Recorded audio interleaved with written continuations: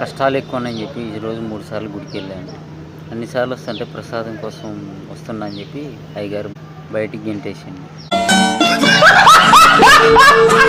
సరేలే చేసేది ఏమి లేక బయటకు వచ్చి చూస్తే బయట నా చెప్పులు ఎవరు దొబ్బేసారు. చెప్పులు పోయినాయి. వా ఏంద్ర దేవుడా అనుకుంటా పక్కనే ఉన్న వైన్స్కి వెళ్ళి ఒక బీరు తీసుకున్నాం. బీరు తీసుకోగానే మా నాన్న చూసింది. ఓ నాయనా, ఏంది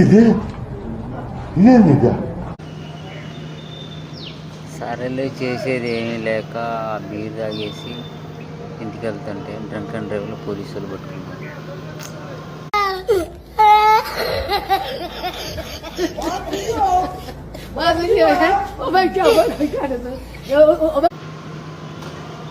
ఇప్పుడు ఆ బండి కూడా పోలీసు వాళ్ళ దగ్గర డ్రంక్ అండ్ డ్రైవ్.